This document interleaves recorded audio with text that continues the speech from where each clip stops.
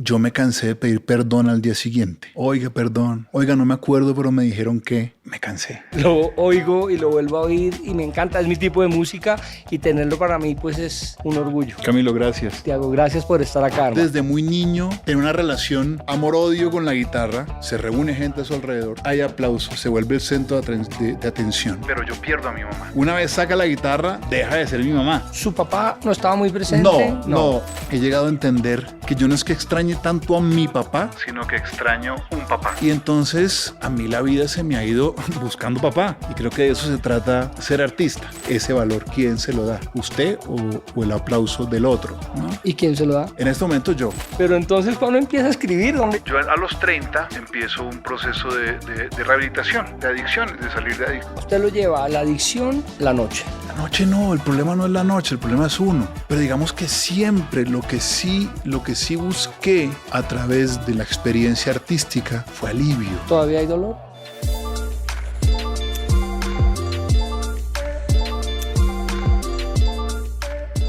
Señores, bienvenidos otra vez a Yo Camilo. Pucha, el que no haya llorado, el que no se haya metido en sí con una canción de este man, no tiene corazón. Yo de verdad lo oigo y lo vuelvo a oír y me encanta, es mi tipo de música y tenerlo para mí pues es un orgullo. Camilo, gracias. Tiago, gracias por estar acá, ¿Qué hermano. más, hermano? Bien, ¿usted? Muy bien, contento de estar acá. No, a usted muchas gracias. Vámonos para atrás, Hágale. para atrás porque yo quiero conocer al Santiago que nadie conoce. Vámonos para los Pa' 8, atrás ya hay 9 cuento. años. Hace poquito eché en un mensaje, estaba chateando con alguien hablando de otra persona y dije, claro, yo ese man lo conozco hace 40 años. Y mandé la frase así como quien no quiere la cosa y luego la leí y dije, mierda, ya puedo escribir una frase que dice, ya conozco a este man es amigo mío desde hace 40 años, entonces cuento para atrás ahí. Echémonos para atrás, 7, 8 años. ¿Dónde estaba? ¿Cómo era su entorno? Cuando yo tenía 7, 8 años. Sí, como para saber. A ver, esto era Ibagué. Esto era mi mamá relativamente recién casada en su segundo matrimonio. Nos habíamos mudado. Cuando mis papás se separaron, yo era muy niño, yo era muy chiquito, tenía 2 años y medio, una vaina así. Nos regresamos a vivir con mi mamá a la casa de mis abuelos maternos, en el barrio Cádiz, en Ibagué. Barrio espectacular, para crecer ahí, infancia espectacular. Mi mamá vuelve y se casa y ahí nos vamos al centro, al centro de Ibagué. La ventaja que yo tenía en aquel momento es que en ese cambio también me cambié de colegio, con lo cual el colegio me quedaba a 1 cuadra de mi casa. Que era que el Yo Tolimense, estudiaba en el San Luis Gonzaga, en la 5ª con 11, y yo vivía en la 4ª con 11. Mi papá es del Entonces, San Luis Gonzaga. para No que se den joda, una idea. ¿sí? Su papá, Jorge Barón, es del San Luis Gonzaga, y yo. Exacto. Y entonces, esa era la situación, digamos, un poquito desarraigado del barrio, de esa vida de rodilla raspada, de jugar caravana en la bicicleta, porque además, pues Cádiz era un barrio muy bacano, ¿no? A mí me gusta mucho usar una frase que usaba Rubén Blades cuando él dice que mi barrio era un continente. Claro. Y eso era el barrio para uno en una ciudad así como Ibagué, ¿cierto? El barrio era un continente y tenía unos confines, unos límites establecidos, digamos, que uno por regla no se podía pasar de allí. Claro. Si se pasaba de allí ya era un lío, ya era un lío. Pero mientras uno estuviera en los confines del barrio Cádiz, ¿sí? Avenida del Ferrocarril, 37, la 31, la Quinta, esos eran como los límites. Pues ahí era una maravilla. Había una tienda que se llamaba Club El Centro Social. El Centro Social. Sí. Eso era un... Eso, más que una tienda, eso es un fenómeno sociocultural de una generación en particular. Lastimosamente esa tienda, bueno, el barrio cambió completamente. Justamente volvió médico. hace semana y media estuve en Ibagué, o hace un par de semanas estuve en Ibagué, y en reunión familiar, hablando con mi mamá, con sus hermanos, ¿no? Estaban mis hijos pequeños ahí, y entonces me preguntaron, ¿y dónde vivías? Y entonces me fui a darles el tour por Ibagué, digamos, de mis pasos, y daba un poquito de pesar ver que ese barrio pues ya no es lo que era, ¿no? Y pasó a ser un barrio de IPS, de instituciones médicas y demás. Pero hermano, ahí pasaron muchas cosas. Le voy a contar algo simpático. Mi familia es ibaguereña, he Sí. estado muy metido en Ibagué. De hecho, construí una clínica que se llama Medicadis, Ujú. que nace de Cádiz. Exactamente, nació en Cádiz. Y empecé a averiguar por qué Cádiz se ha vuelto un centro médico. Y es que los médicos más importantes de Ibagué Estaban vivían... ahí. Mi abuelo era médico. Ok. Ah, bueno, estábamos hablando del centro social. Entonces, claro, ahí había una tienda que se llamaba el Centro Social del señor Helmut Levy y Marielita, su esposa. Y ese era el lugar. Es más, yo me acuerdo de ir a comprarle el periódico a mi abuelo, que mi abuelo me mandara a comprarle el periódico, de ir en pijama, bata y chanclas a comprarle el periódico a mi abuelo. Cuando eso no había ningún problema, yo era un pelado de 5 años y podía hacer eso tranquilamente. Ok. Y me acuerdo de pegarme mis primeras pedas en el centro social, de las peleas en el centro social. Todos nos acordamos de la hamburguesa que vendía el centro social, del sándwich de pernil de cordero, que no era tan pernil de cordero, pero que era espectacular del centro social. Entonces sí fue un lugar muy particular, ¿no? Creo que los barrios en aquel entonces tenían eso, ¿no? La tienda insignia del barrio. Ahora, lo que pasa es que ese lugar era un afluente, no solamente estaba la gente del barrio, ¿no? Había que ir al centro social en algún momento de la vida. Era un lugar de reunión de muchas edades. Yo me acuerdo que yo Exactamente. iba de Bogotá a visitar a mis primos y se iba uno para el centro social Al porque centro ahí estaba social. todo el mundo. Ahí estaba todo el mundo. De todo Exactamente. tipo de edades, y Exacto. peleas y trago, pero un buen sitio, un sitio Exactamente. agradable. Bueno, pero en 2 minutos lo saqué. Se va para el centro, Sí, centro, me voy para y el ahí le cambia centro, su... ahí me cambia la vuelta. Igual volvemos al escenario de que era una ciudad intermedia en los 80s. Entonces yo era el chino que salía del colegio al mediodía y cuando no me tocaba o educación física o entrenar voleibol o la clase de mecanografía en la tarde, pues agarraba la buseta, la 2 que bajaba por la cuarta y en la 10 y 15 o 17 cogía la quinta, no, más adelante.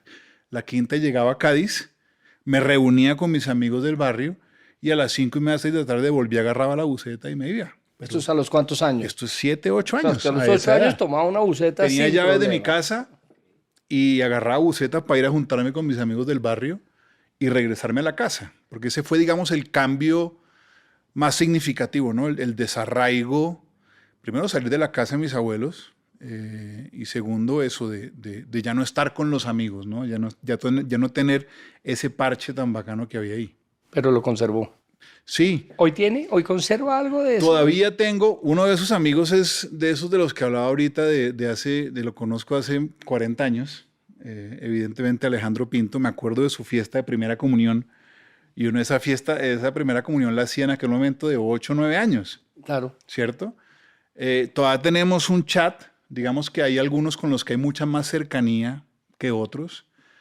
Hay algunos con los que el único argumento ahorita es la nostalgia. Y eso no deja de ser también doloroso, digamos, de generar un poquito de tristeza. Hombre, con esta persona que quise tanto, que significó tanto en mi vida, ya no hay tanto en común o la distancia que recorrimos es tan grande que ya es difícil juntarnos, no sé.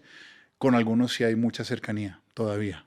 Bueno, entonces crece en el centro de Ibagué, en el San Sí. Luis, y la música, cuando empieza el tema artístico más que Hermano, musical? es que, a ver, yo era el pelado que, o sea, mi mamá canta y toca guitarra, ¿no? De ahí nace entonces, digamos. Ya no tanto porque ya tiene un tema neurológico que no le permite tocar guitarra como le gustaría.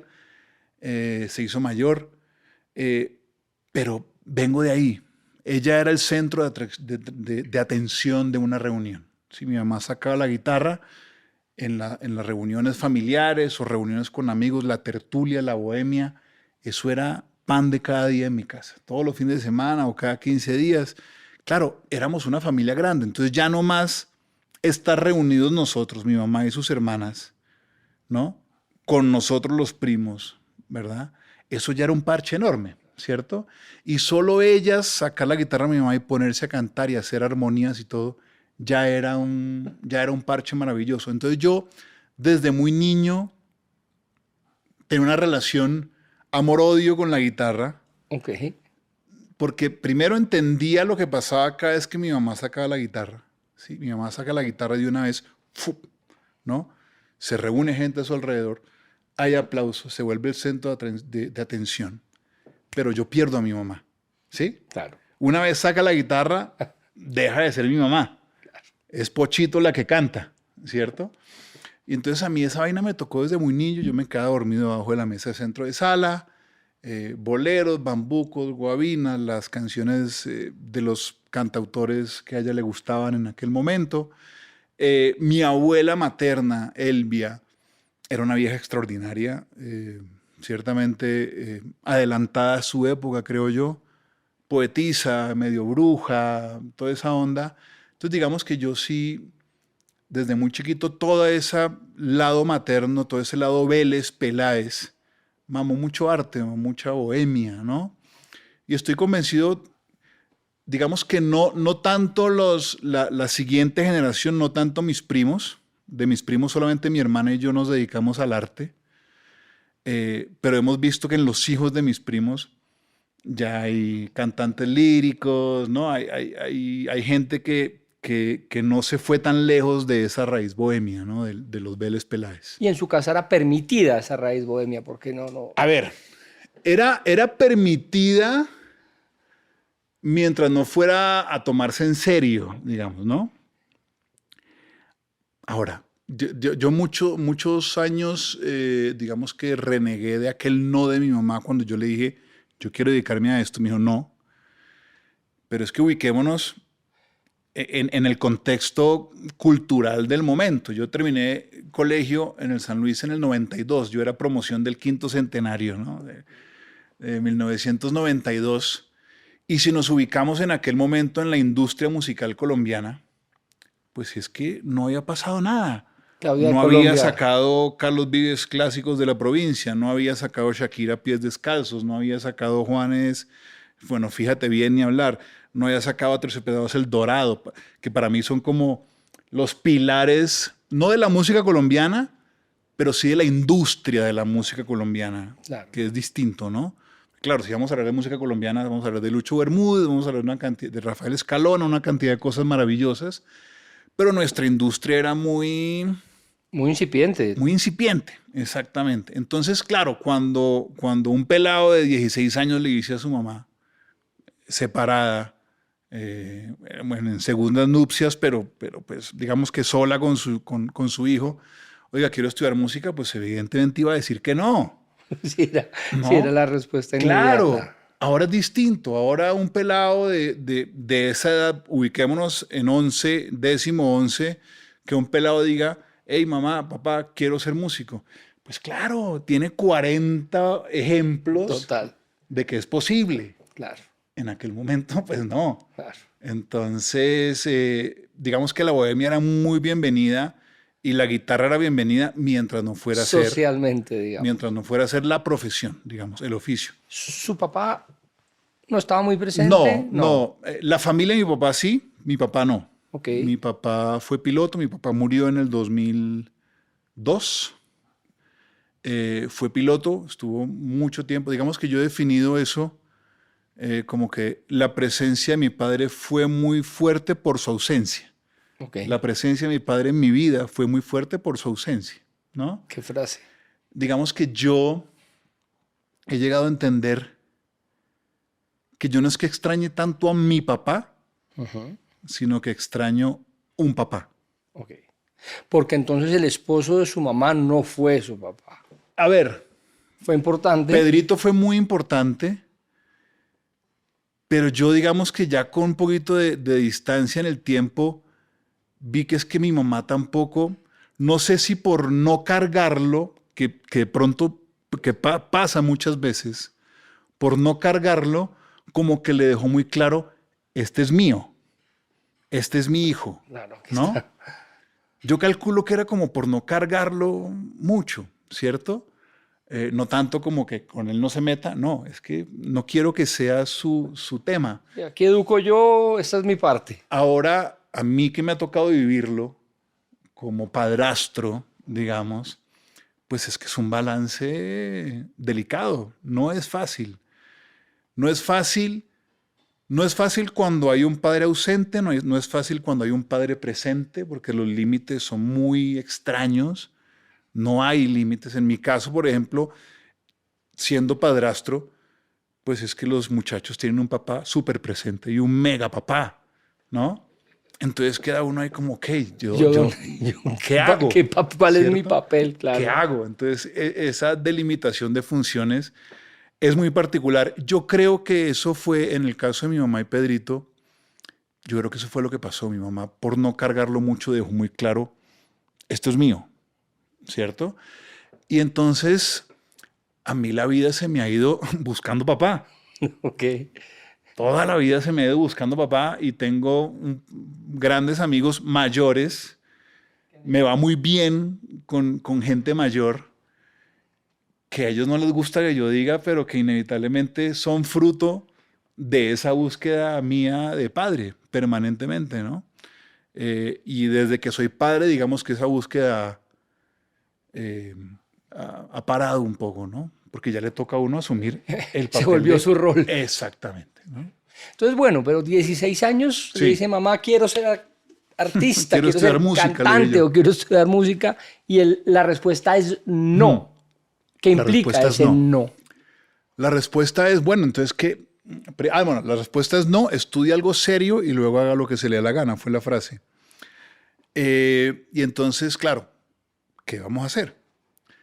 En aquel momento, digamos que la oferta universitaria en nuestras ciudades pequeñas, salvo Manizales, pues no era tan atractiva. Digamos que ahora se han armado núcleos educativos. Tunja tiene un núcleo educativo muy importante, Manizales lo sigue teniendo, Popayán sigue siendo una cosa importante, Barranquilla tiene unas universidades muy importantes, pero en aquella época no era tanto, era como que había que venirse a Bogotá o Medellín, digamos, ¿no?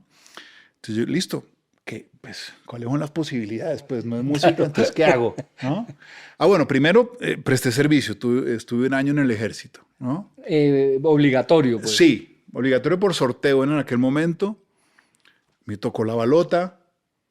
Yo no dejé que nadie hablara, ni pagara, Ok. ni palanqueara. Mi posición, y fue mi posición, si me toca, me toca, ¿no? Esas son las reglas. Ok. Si me toca, me toca. Me tocó, estuve un año en el ejército. ¿Qué tal? Pues eso sirvió, sumó. Hermano, yo ahí aprendí una cosa, Camilo, una frase que a mí me encanta y la sigo trayendo siempre a colación. Y una frase que yo entendí perfectamente y es, la vida se la da el soldado. Eso me lo enseñaron en la primera semana del ejército. Algún teniente, algún suboficial, alguien dijo, señores, aquí la vida se la da el soldado.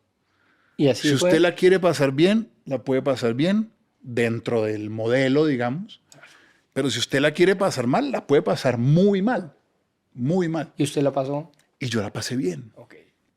Yo entendí la vuelta. Okay. Y la vida se la da el soldado. Ok, entonces yo aquí me acomodo con mis aptitudes, con mis defectos, con esto tal. Yo como que hice un escaneo de la situación y dije, ok, yo puedo hacer esto, puedo hacer lo otro. Y así me llevé la vida de ejército, entendiendo que hay gente que la pasa muy mal. Entendiendo también que viéndolo a la distancia me parece un disparate. Ok. Que un pelado yo en aquel momento tenía 16 años. Que un pelado de 16 años empuñe un fusil y tenga un uniforme camuflado y cante, porque nos ponen a cantar unas cosas que yo ahora en la distancia digo, ¿pero por qué? Sí. Claro, es un país constantemente en conflicto. Colombia tiene muchas particularidades que no va a ser nuestra tarea ahora resolverlas, ni Total. mucho menos. Pero con la distancia yo digo, carajo. O sea, si usted pudiera elegir, digamos, el ejército no debe ser obligatorio para un tipo de 6 años. De 16 años no. Entiendo que hay gente a la que le vendría bien un añito en el ejército. ¿Sí? Explíqueme eso. Hombre, a ver, por ejemplo, a mí, ¿qué me pasó? Yo vengo de una familia de clase media ibaguereña. O sea, la clase media de las ciudades pequeñas en aquel momento era una casi una clase Casi un alta, todo, de digamos, acuerdo. ¿cierto? Sí, Entonces, pues yo era un niño consentido, claro. ¿cierto? Y entonces llego allá a dormir en el mismo lugar que 150 huevones, ¿no? Y un pelado se me acerca y me dice en la primera semana, dice, Cruz, ya tengo resueltas las 3 comidas por un año al menos, ¿no? Claro. Wow, wow, ¿cómo así, man? ¿No? Claro, existe, que uno la ve en las noticias, que uno se la cuentan los tíos y la vaina, pero usted a los 15, 16 años no lo ve En el habitualmente, camarote de al lado no lo ¿no? ve, No sino lo ve. Entonces, cuando eso pasa, usted dice, ah, mierda, es verdad. Lo de las noticias es verdad, no está en la televisión, es verdad. ¿No? Y el otro huevón que nos entrega un uniforme y me dice, esto es lo único nuevo que yo he usado en mi vida. Es la primera vez que voy a estrenar. claro. Y era el uniforme, era el habano. O sea, le pone Flao. una Colombia enfrente. ¡Claro! Como... Tú dices, mierda, ok. Y entonces yo me acuerdo que yo terminé siendo estafeta, secretario de un mayor, Ok. y tenía acceso a teléfono. Estamos hablando de esto antes de celulares, antes de todo. Teléfono de disco con candadito. Yo tenía acceso a la oficina que tenía teléfono. Entonces yo los domingos en la noche dejaba entrar a distintos compañeros A que echaran su a que llamadita. llamaran a San Luis Tolima, a Icononso, a Pasto Nariño, a donde fuera, ¿no? Y entonces entre esos era el panadero. Entonces el panadero durante la semana me iba y me regalaba pan recién salido del horno. Ok. El man de la tienda me dejaba entrar por la noche a ver noticieros deportivos o lo que fuera. Sí, la vida se la da el soldado.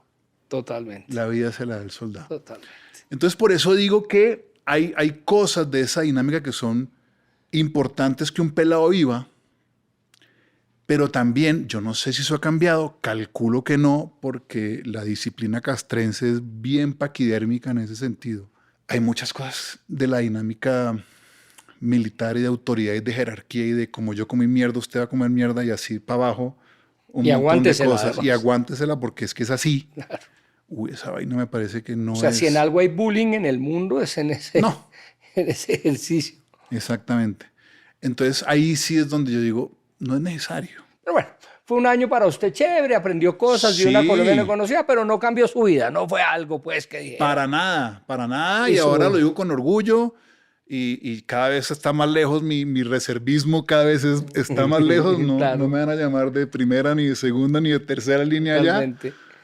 Pero lo digo con orgullo. Yo pues fui soldado, fui miembro de las fuerzas militares y ya. Y ahí entonces el no, ¿qué pasó? Se va a venir, Bueno, su mamá le abre una posibilidad, bueno, Bogotá es una opción, pareciera. sí, Bogotá era la opción, ¿no? Y entonces me habla de diseño industrial en la Javeriana, ingeniería industrial en los Andes, que para aquel momento eran carreras relativamente nuevas y modernas, Sí, digamos, claro. ¿cierto? Y me dijo, y hay una carrera nueva en el externado que está estudiando el hermano del primo del amigo, no sé quién, que se llama Finanzas y Relaciones Internacionales, ¿cierto? Entonces yo, ok, hice la tarea en la Javeriana, pasé, hice la tarea en los Andes y le digo la verdad, no me gustó el trato de la señora a la que fui a pedirle el formulario y todo, como que Chao, una Andes. cosa así como muy agresiva. Dije, no me gustó. Digamos que era la confirmación del ideario que uno tiene de cómo es Bogotá desde la provincia. Claro. El bogotano es tosco, seco, antipático. Esa interacción con esa secretaria de los Andes fue la confirmación De que- al montañero ibaguereño había algo de de que cierto. eso era verdad. Y luego llegó al externado, hermano, y en el externado me pasó, cuando uno baja de la circunvalar al externado, ¿no? En el centro de Bogotá, hay un jardín divino ahí que se llama el Olimpo, en honor a los pensadores liberales de fin del siglo XIX, el Olimpo radical. Entonces hay un jardín ahí que se llama el Olimpo, que es absolutamente precioso. De hecho, los que somos externadistas jodíamos, no sé si sigue siendo un chiste, que en el externado se gastaba más plata en jardineros que en profesores. Porque de hecho hay un libro que es Jardines del Externado, que es absolutamente divino. Y entonces yo cuando vi ese jardín, yo dije, para adentro mío dije, pues acá. Si voy a estar una vaina que no me gusta, Eso ya pues estaba claro, eso no le estaba gustaba. por lo menos que sea bonito y que yo vea algo bonito todos los días de la vida, ¿no? Me terminé enamorando de ciertas cosas de la carrera. A mí el tema de la política me gusta mucho, me fascina. Mire usted. Inicialmente con un interés genuino en el arte de la política, ha ido derivando tristemente en morbo, ¿no? En ver ahora con qué nos van a salir ahora, ¿no? Pero a mí esa parte me gustaba mucho. Teoría de relaciones internacionales, ciencias políticas, historia universal, evidentemente me fascinaba. Todo ese campo humanista que tenía la carrera me gustaba mucho, y si bien me hubiese gustado estudiar música, no siento que haya perdido el tiempo con la carrera. Y la hizo y la terminó. La terminé además ya sin necesidad. Claro. Me costó 13 semestres Ok. y la terminé. Me echaron 2 veces de la universidad y volvía, ¿no? Siempre rogando, siempre pidiendo cacao. Volvía, me gradué, tengo mi diploma. Siento que es equipaje para la vida, equipaje para esto, para las conversaciones, lo que llamaban en aquel momento cultura general. ¿Cree en esa educación, digamos, en orden, esa bachillerato, universidad? Cada vez menos. O sea, ¿a sus hijos los lleva por ese camino o no? Mis hijos están en un colegio Montessori. Digamos que buscamos un modelo un poquito distinto. Sí creo que hay grandes falencias en el modelo educativo occidental, tradicional. Ok. Creo que hay una caricatura que me encanta y es: el profesor está en el bosque, ¿cierto? En la selva, y están los alumnos y hay una jirafa, un mico, un cocodrilo y el león. Y entonces el profesor dice: el examen de hoy es trepar este árbol. Pues solamente hay uno de esos que tiene aptitudes para eso. Total. El resto va a perder el examen. Seguro. ¿No? Creo que eso aplica perfectamente, o sea, es un retrato muy fiel de cierto tipo de educación más tradicional, donde esto es lo que es y se jodió, Okay. y lo tiene que resolver, ¿verdad? Entonces hemos buscado para nuestros hijos un tipo de educación distinta. Si ellos me dicen que no quieren seguir una carrera universitaria, sé que hay un rincón mío que se va a estremecer. Ok. Sé que hay todavía un señor allá ultra rígido, pero ¿cómo así? Ahora, lo que se me haría muy extraño es que me dijeran al revés de mi casa: quiero estudiar Derecho. Eso me parecería rarísimo, ¿no? Sí. Eso me parece. Yo le diría: no, primero estudia música y luego haga lo que quiera, ¿no? Sería como al revés. Eso me parecería muy raro, que mis hijos me dijeran que quieran seguir una carrera tradicional. Por lo que usted ha Por lo que yo hago, por mi esposa. Mi esposa es ingeniera industrial de la Javeriana, pero ahora es otra cosa. Ahora trabaja en mentoría en conciencia, es profesora de yoga, acaba de hacer un doctorado en psicodélicos con la Universidad de Antioquia. Es un personaje fantástico. Entonces, digamos que sí me pareciera muy raro que nuestros hijos menores dijeran: quiero estudiar Derecho. Sería extraño. Sería como, se gradúa sí. Y la música, ¿dónde A ver, estaba? yo me gradúo ya de terco, pero además ya en aquel momento yo tenía ya el sitio, que fue un bar ahí. Sí, 93. Exacto. Que fue un bar muy importante en su momento en la noche bogotana, muy digamos. Importante. Era como además el bar de música en vivo, y el bar donde confluían un montón de cosas de lo que estaba pasando en Colombia en aquel momento, en la música, en la televisión y demás. Y entonces ahí estaba la música. Digamos que no completamente como yo quería, pero pues cantaba los días que yo quería, la música que yo quería cantar, y vivía de fiesta. Entonces era pues... Entonces el sitio era un sitio importante para usted. Fue un sitio que cambió su... Sí, claro. A ver, ahora, pero ya tocaba guitarra usted. Sí, claro. Yo empecé a tocar guitarra muy pelado en Ibagué ya. Y en el externado era el man que cantaba. O sea, se volvió su mamá. Exacto. Y entre mis amigos era pues Santi el man que canta, claro, ¿no? y la música estaba ahí. Lo que pasa es que, claro, volvemos a lo mismo. Era una industria incipiente, apenas estaba como desarrollándose un montón de cosas en aquel momento. Y yo llegué aquí a Bogotá a estudiar en la universidad y a cantar en las noches en bares, a buscarme esa vuelta. Luego tuve la fortuna de armar ese bar. A ver, ¿Ese bar era suyo? el sitio fue mío en un momento, Ok, sí, ok, yo me asocié. El sitio lo crearon dos personas, Morris Rodríguez de Ibagué también, y su novia, luego esposa y luego ex esposa, Margarita Peña. Ok. Ellos dos crearon el sitio. Luego entro yo, ¿sí? En septiembre del 99 entro yo de socio. Y en el 2001 entra Fernando Gaitán, Ok. el libretista de Betty Claro. la Fea, Café, todo eso. Gran personaje de la historia de la televisión colombiana. Que en paz descanse mi Fer. Y entonces ese momento del sitio, del 2001 al 2006, 2005, esa vaina era una maravilla. Porque era además una unía muchas maravilla. cosas que unía música, unía bohemia, pero unía también tema social. También. O sea, era unión extraña. Usualmente Sí. la bohemia no se juntaba con la parte Sí. social, era como... Y esto lo unió todo. ahí digamos que o sea, tenemos una banda de 12, 14 músicos Ok. en el escenario, que eso difícilmente se ve, ¿no? Claro. O sea, muchas veces era ¿cómo se llama? En contravía del negocio. Por supuesto. Pero pues era nuestro ADN, ¿no? Cuando uno iba al sitio, había una banda ahí, grande, imponente, que hacía Buena. muchos tipos distintos de música, ¿no? Entonces digamos que la música estaba ahí, pero a mí sí pues me revolvía la vaina el aplauso por canciones ajenas, Ok, ¿sí? claro. Siempre ha estado el contador de historias ahí tratando de salir. ¿Ya escribía? ¿Ya Ya cositas? escribía tímidamente. Ok.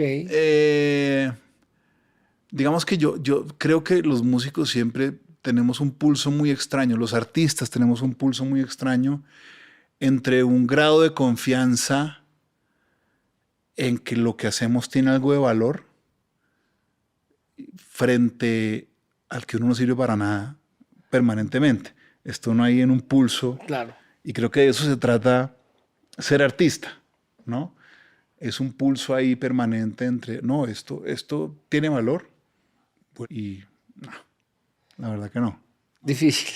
Es difícil, porque al final ese valor, ¿quién se lo da? Ahí viene ya una cantidad de temas psicológicos, emocionales, espirituales de ese valor, ¿quién se lo da? ¿Usted o el aplauso del otro, ¿no? ¿Y quién se lo da?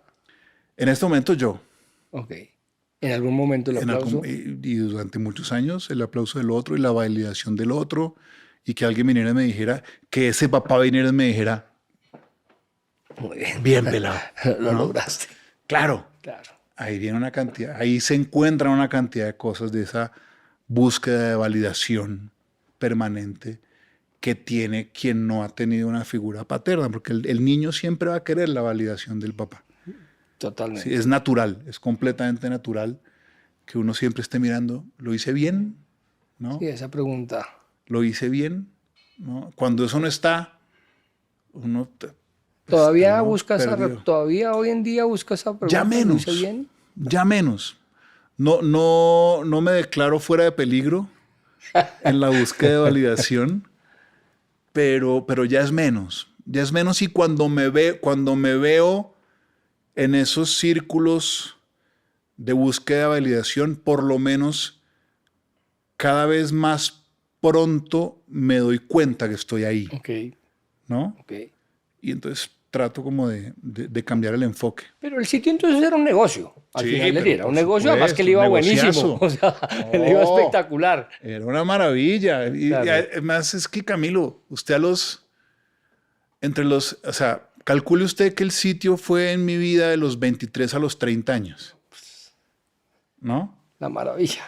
Entonces usted toda la vida soñó con tener un bar con sus amigos, ¿o no? Claro, totalmente. Creo que todos hemos todo el soñado con mundo, eso. claro. Y que fuera el de moda, y que fuera Y además gente. fue exitoso.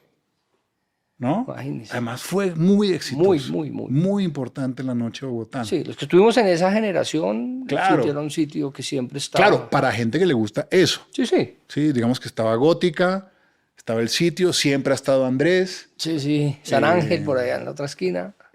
Por ahí, exactamente. Pero el sitio, entonces, digamos que eso fue muy bacano. En ese momento de vida mío, de 23 a los 30, un bar exitoso en Bogotá, Una maravilla. en el Donde que más- yo cantaba y me aplaudían. No, pues qué chimba. ¿no? Pero entonces, ¿cuándo empieza a escribir? ¿Dónde llega esto? Entonces, yo estoy escribiendo ahí en simultánea con eso de una manera muy, digamos que muy esporádica, sin mucha confianza, ¿sí? Sin mucha disciplina, lidiando con una cantidad de temas muy delicados porque la noche también tiene, digamos que sus bemoles, ¿no? Yo me fui en la noche, la probé con toda la noche. O sea, usted la noche se la conoció de punta a punta. Sí, absolutamente. Ok. De hecho, a ver, yo a los 30 empiezo un proceso de rehabilitación, de adicciones, de salir de adicciones y tal, ¿no? A usted lo lleva a la adicción la noche. La noche no, el problema no es la noche, el problema es uno. Ok. Claro, hay ambientes que digamos que facilitan la situación, ¿cierto? Pero el problema es uno. El problema son los vacíos que uno tiene, el problema son el problema es la inmadurez emocional, el problema es querer apagar o anestesiar una cantidad de información que uno tiene adentro que duele, ¿sí? Ok. Ese es el asunto. Que si es la noche, hombre, pues yo tengo amigos músicos que estaban conmigo allí muy jodidos, como tengo amigos músicos que pasaron por ahí completamente ilesos, ¿sí? ¿Por qué la música? Es una pregunta complicada y de pronto sin ningún fundamento, es una A ver. expresión. ¿Por qué la música, por qué el arte tiene una tendencia a ese tipo de situaciones? ¿O estoy loco? Simplemente a ver. es una estigmatización que yo estoy aquí repitiendo como un loro. A ver, Yo soy digamos su que mamá los, que dice, los- "No soy los artista". clichés y las estigmatizaciones se alimentan de realidad, Ok. ¿cierto? Algo es cliché porque se repitió muchas veces Sí. y termina siendo verdad. La estigmatización pues se alimenta ciertamente de datos reales, ¿verdad? A ver, el artista, siento yo, hace arte porque hay algo roto adentro, ¿sí? A mí me gusta mucho en la temporada de premios de esos de los Óscares y los Globos de Oro, me gusta un formato que hace la revista The Hollywood Reporter que se llama La Mesa Redonda. Y entonces reúnen a los 5 actores nominados a Mejor Actor Principal, a los 5 directores, y hacen una mesa redonda con un moderador y empiezan a hablar carreta. En un momento en esa mesa está Jim Carrey, ¿no? Y entonces el periodista pregunta, ¿usted por qué actúa? Les pregunta. Entonces todos empiezan tal. Y el tipo dice en un momento y queda todo el mundo frío. El tipo dice, yo actúo porque estoy roto. Yo actúo porque estoy roto y cada papel me permite a mí configurarme de maneras distintas, lo que me va dando información para aliviar lo que me genera estar roto. Ok. ¿No? Qué interesante. Y a mí esa vaina cuando ¿Usted me lo estaba dijo, roto? pero por supuesto. Cuando me lo dijo, dije, claro, yo hago música por eso, porque estoy roto. Si hay una información, hay una crianza, hay una cosa, pero la aproximación al oficio cambia cuando uno lo hace como una herramienta de gestión emocional, que es como yo he caminado o he transitado la música, ¿cierto? Yo no he transitado la música con el afán de ser famoso o de ser exitoso, ¿sí? Hay gente que considera que soy famoso o exitoso, hay gente que considera que no soy famoso o exitoso, ¿sí? Eso del éxito es tema de otra conversación. Pero sí es famoso y exitoso. Pero eso, digamos que eso es tema de otra charla muy interesante también, porque los parámetros de qué es el éxito se han convertido en una obsesión para mí, ¿no? ¿Sí? Sí, maravilloso. Pero digamos que siempre lo que sí busqué a través de la experiencia artística fue alivio, Ok. ¿sí? Fue sanar, fue limpiar de alguna manera. Y por eso hago la música que hago y por eso transito los rincones que transito con algunas canciones, porque para mí fue una situación sigue siendo Eso le voy a preguntar. una situación de sanar, de limpiar, porque muchas veces me doy cuenta que todavía hay cosas por sanar de heridas viejas. También me doy cuenta que van saliendo heridas nuevas que quiero transitar. También me doy cuenta que no necesariamente toca hablar de las heridas, que también hay otros rincones de la música y del arte que requieren de luminosidad y demás, ¿no? Pero para mí, al estar expuestos a esa vulnerabilidad, porque el artista necesita esa vulnerabilidad mucho más en carne viva que otras personas, eso, para ir directamente a la pregunta que me hiciste, nos lleva a estar más expuestos a todos esos factores para, de alguna manera, adormecer esa vulnerabilidad que por momentos necesitamos, ¿no? ¿Quiere decir eso entonces que uno llega a usar ese tipo? Ahora, desde mi punto de Sí, vista, sí, el suyo, ¿no? estamos Esto hablando es mi con Santiago, experiencia claro. personal. No, No es total. que es así, muchacho. No, pero es chévere porque la gente, se trata que la gente oiga y aprenda y entienda qué caminos puede correr y cómo los corre y por qué. Entonces, digamos, usted entra en este mundo de la noche combinado con la música, combinado con unas heridas personales Sí. y no sé si se lo lleva, no sé si es la pregunta, pero lo lleva a hacer cosas que de pronto no eran Me las... tumba. Lo tumba. Sí, y me lo tumba. tumba, usted llega a un punto donde se cae. Me ¿Cuándo se tumba cae? duro. ¿Cuándo usted dice, hijo de puta, ¿dónde estoy? Digamos que hay dos momentos, yo los tengo muy claros. Primero, un episodio con mi hermana lamentable, con mi hermana María Paula. Que es artista también. Sí. Pero, a ver, y yo no sé si le pasa a todo el mundo, pero yo siempre sabía que la estaba cagando. Claro, sí. Yo no era como del que se enorgullecía de lo que estaba pasando. Siempre sabía que no estaba bien lo que estaba haciendo, que no estaba bien conmigo, Claro. ¿no? Más allá del impacto, más allá del regaño de la mamá, más allá de lo que pensara los demás, no estaba bien conmigo. ¿Su mamá vivió esto? Sí, O sea, ya sabía en lo que usted estaba sí, metido. por supuesto. Ok, porque mucho esto fue un issue con... Total, esto no- fue hubo intervención, Ok.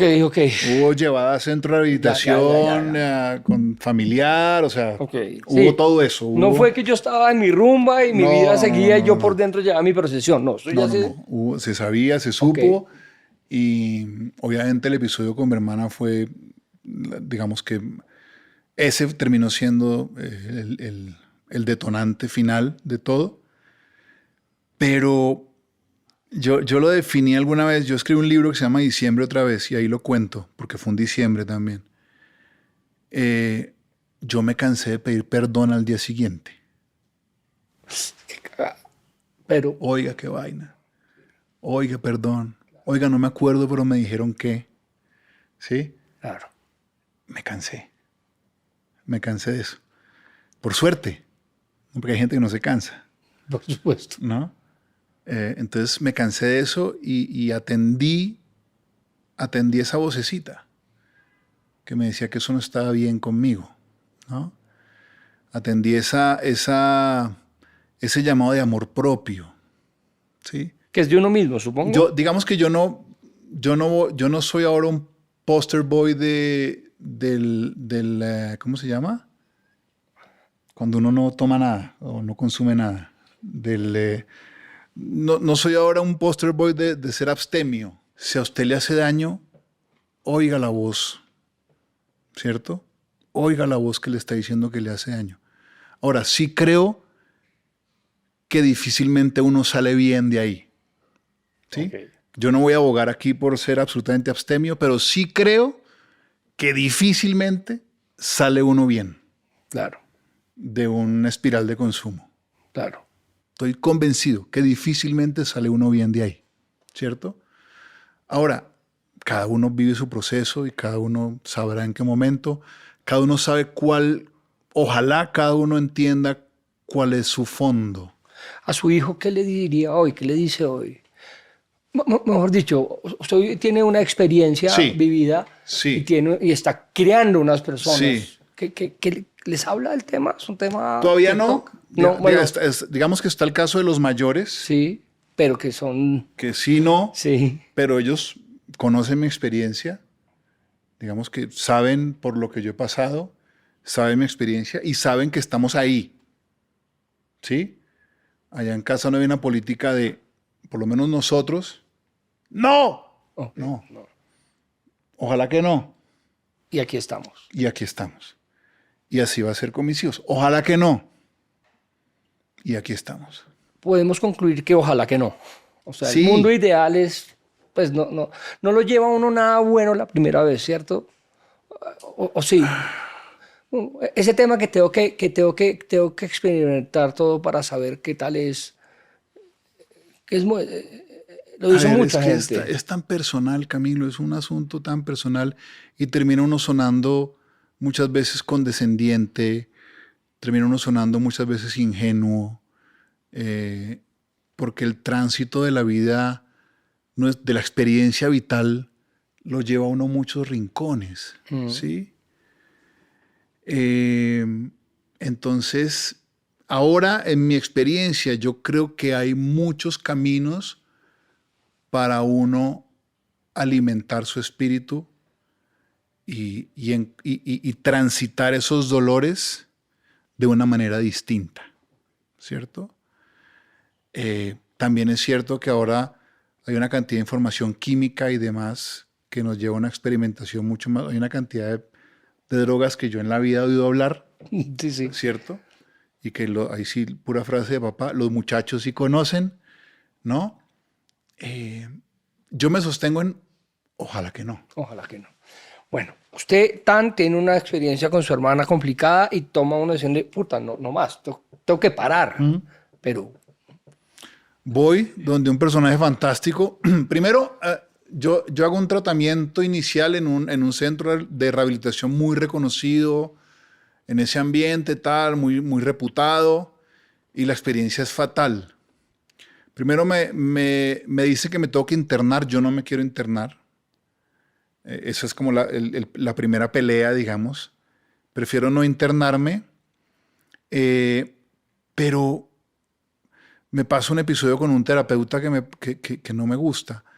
En un momento era un tipo con un tono muy condescendiente hacia el paciente, digamos, en una terapia grupal, y en un momento agarra a una compañera de terapia, eso que la vieja está en el piso y la agarra a pata, no sí, literalmente, pero ¿no? atropella con Y una persona que seguramente está él caída. tenía una razón para hacerlo, pero a mí me pareció que era un despropósito. Dije, pero aquí estamos, la estamos pasando mal todos, no hay necesidad Sí, al revés. de encender la pata, además mientras está en el piso, madre, ¿no? Entonces salgo corriendo de ahí, creyendo que ya eso me había aliviado la vuelta, tal, recaigo con todo. Que es más duro, supongo. Es muy duro, recaer es muy duro. Recaer es muy duro porque lo cuestiono no mucho y a ver, el terapeuta que encontré tiene una metáfora que es muy interesante. Al final la adicción es una enfermedad, ¿cierto? Cuando una persona tiene cáncer y va a un tratamiento y termina en remisión, todo el mundo celebra y tal.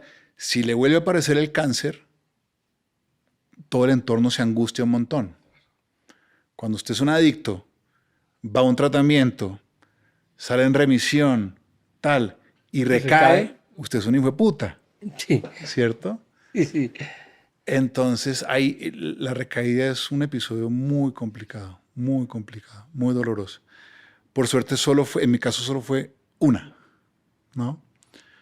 Y entonces llego donde un personaje fantástico que se llama Néstor Mejía y hago clic con él. Estaba listo, es una cantidad de cosas. Yo estaba listo, había entendido la vuelta y me encuentro con un personaje fantástico al que le creí.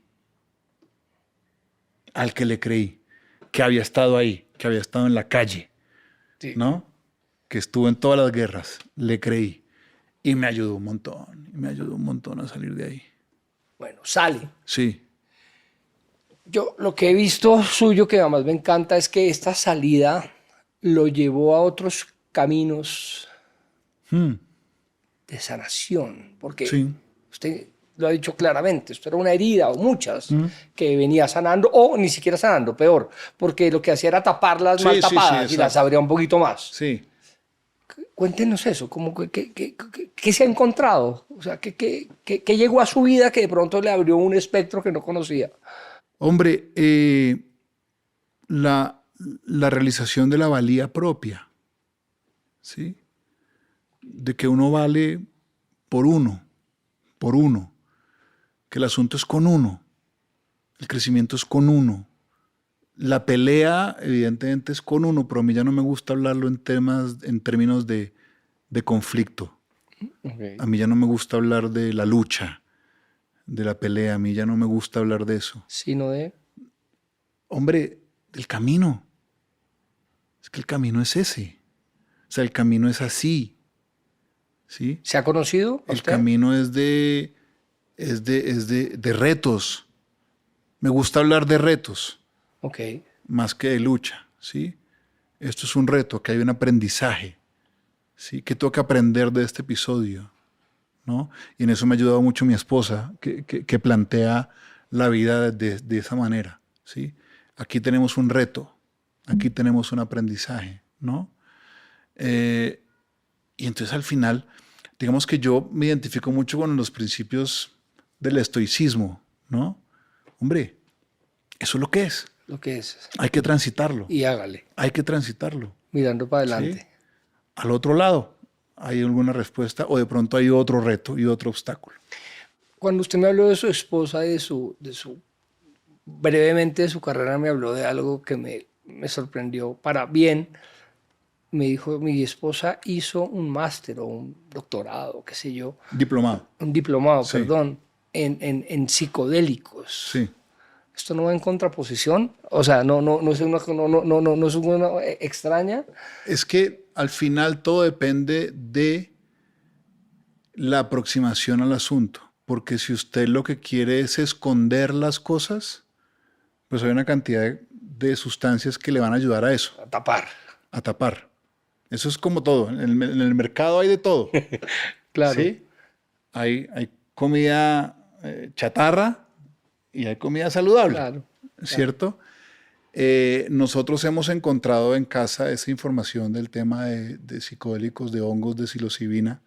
Hemos encontrado ahí un camino que a mí particularmente me ha costado mucho trabajo transitar porque yo tenía asociada la pérdida de la conciencia a una cosa completamente negativa, ¿cierto? Entonces, en ese momento, en ese tránsito, he sido muy aprensivo y muy mental y me costaba mucho soltar y transitar ese camino. Claro.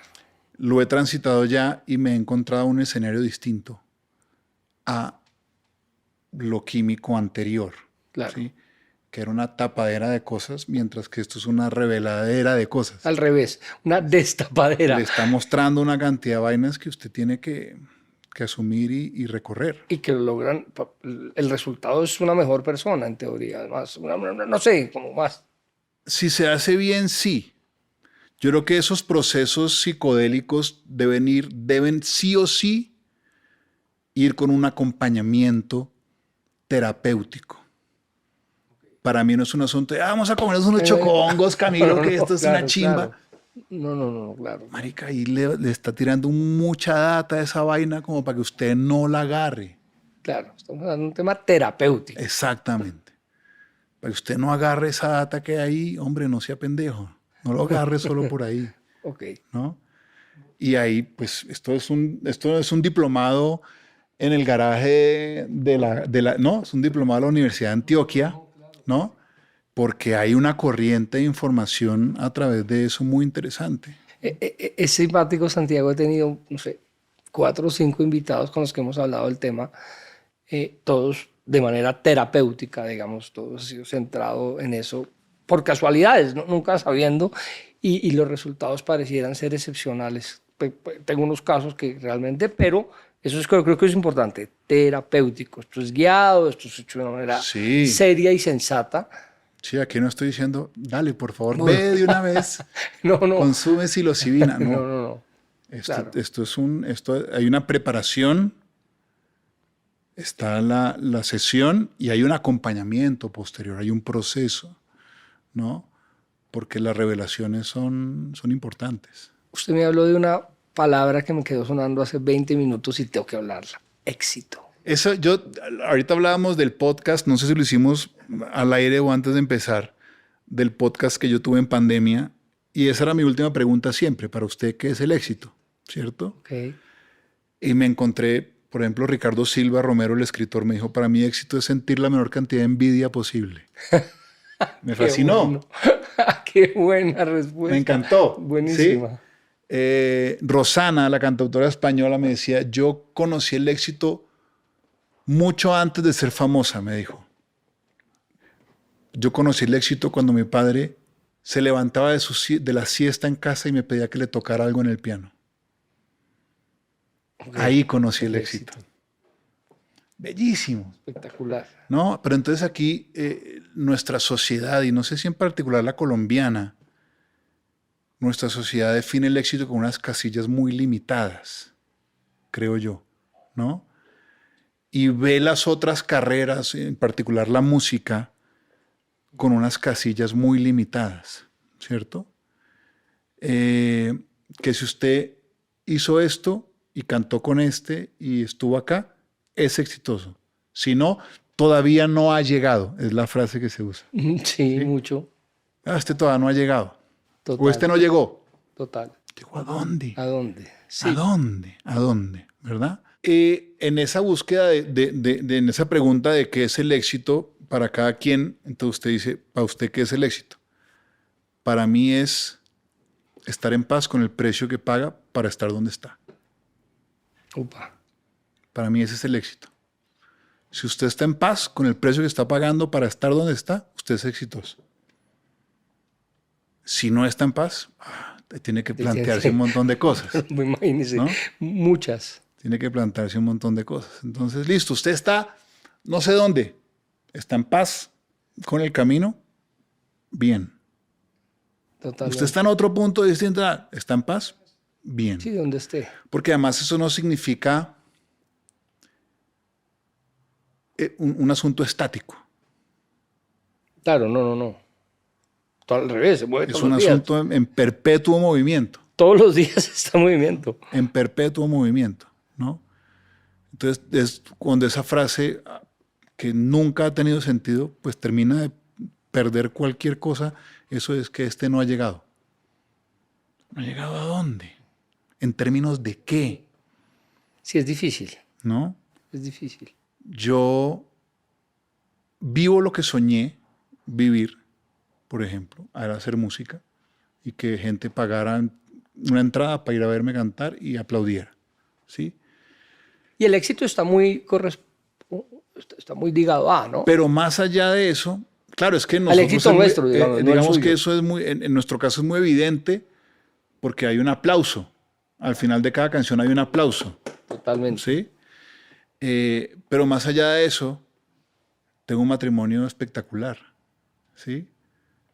Donde, y hace poquito nos pasó, llegó una información muy linda de una gira muy larga y a pesar de la alegría, hay un rincón de amargura. Claro, porque me voy. De la gira, porque me voy. Y yo no me voy de gira para escaparme de mi casa. Claro. Ni en mi casa asumen mi gira como, uy, se fue. Uf. Vamos a respirar. ¿No? Un mesecito sin papá. Y eso fue una confrontación muy bonita, muy, no quiero decir dolorosa, pero fue como, uy, carajo, ¿en qué momento una noticia tan bonita nos descoloca? Eso, digamos que eso al final termina siendo una linda noticia. Claro. Porque quiere decir que tengo un hogar muy bonito. Muy lindo. En el que cuando me voy me extrañan y que estando fuera voy a extrañar ese hogar. Su hogar es lo más importante. Sí. Hace poquito mis hijos me preguntaban, ¿cuál es tu lugar favorito, papi? Yo les dije, donde ustedes estén. Ese es mi lugar favorito, donde ustedes estén. Pucha, voy a verme esto de vuelta, voy a anotar todas esas frases y les voy a poner comillas, porque están espectaculares. Sí, para mí mi hogar es eso. Para mí mi hogar es mi mayor indicador de éxito. Ok, Yo también conozco las casillas en ese cuadro tradicional de éxito. Sé cuáles son las casillas que he chuleado y cuáles no. claro, Las tengo claras. ok. Las tengo claras. En el caso de mi hogar también lo tengo claro. Y en el caso de mi hogar sí creo que las he chuleado absolutamente todas. Y no cambio ninguna por chulear otras Claro. del otro lado. Claro. ¿Sí me explico? ¿Y cómo maneja? Porque acá fíjese que se encontró en dos situaciones. Un éxito profesional que lo llevaba a hacer una gira. Sí. Es un éxito profesional. Bueno, no sé si para usted sea un éxito Sí, profesional sí, de paz, pero sí. Sí, sí, sí. Y por otro lado, pero ese éxito profesional le da una tristeza personal. ¿Cómo hace con ese balance? Hablarlo. Fue sentarme con mi esposa y decir, ¿viste lo que pasó? Qué extraño, ¿o no? Y lo pudimos hablar y transitarlo juntos y tener la libertad de expresar. Yo en mi hogar tengo el inmenso regalo, Camilo, de que es un lugar absolutamente y 1000% seguro. Seguro. De que yo puedo exponerme Al 100%. al 100%, mis lugares más luminosos y mis esquinas más oscuras las puedo tender ahí frente a mi esposa y no va a haber un juicio. El famoso chiste ese de escuchamos, no juzgamos. Sí. Mi esposa tiene esa capacidad. No sé si yo la tengo. Quisiera pensar que sí. ¿Se llegó a eso porque su esposa tiene esa capacidad? ¿Se Porque llegó ella a es eso una porque... extraterrestre. Ella es una fuera de serie, sí. O sea, sin ella no se hubiera logrado eso. No lo Al sé. principio. Es una pregunta. Ella tiene esa misma... ¿Ella me diría lo mismo, güey? Espero que sí. Tendrías que hacerle la pregunta a ella. Se la haré, Espero estoy que seguro sí. que sí. Ahora, ella es mucho más de compartir que yo. Yo soy bastante más reservado, digamos, incluso allí. Okay. Pero las veces que he podido soltar, es que no hay reservas. No me pregunto cómo va a ser recibido esto que voy a decir. Si no está buscando la consecuencia antes de... No. Que es difícil. Es un lugar absolutamente seguro, mi casa. Y la relación con mi esposa es un terreno absolutamente seguro. Y eso nos ayuda mucho, a mí particularmente me ayuda mucho a transitar mi vida. Claro. ¿Qué puedo decirle? Tengo miedo, tengo felicidad, tengo angustia, pensé esto, imagínate. Sí, se expone. Absolutamente expuesto ahí. Estoy Cuando- absolutamente desnudo en todos los sentidos en mi hogar y me siento protegido. Que es muy importante sentirse protegido, ¿no? Total. Esa ha sido mi búsqueda. Seguro. Esa ha sido mi búsqueda Ya no toda la busca, vida. ya no necesita el espaldarazo del papá. De vez en cuando. Yo creo que eso es absolutamente natural, ¿no? Pero cada vez menos. Y cada vez con menos dolor, digamos, ¿no? ¿Todavía hay dolor? Sí. Sí. Sí. ¿Se expresa en la música ese dolor? Sí. ¿Es Sí, donde lo más sale? expreso. Sí. Y a veces en comportamientos, ¿no? Ok. A veces cuando uno hay momentos de ira, que es dolor disfrazado de, ¿no? Respuestas desobligantes, que es dolor disfrazado de, ¿no? Siempre va a aparecer. ¿Qué sigue, Santi? ¿Para dónde va? ¿Qué sigue? Uy, ¿cuál es el sueño, Camilo? Yo lo pongo así, mano, la siguiente canción, Ok. el siguiente concierto. A mí me gusta mucho lo que hago.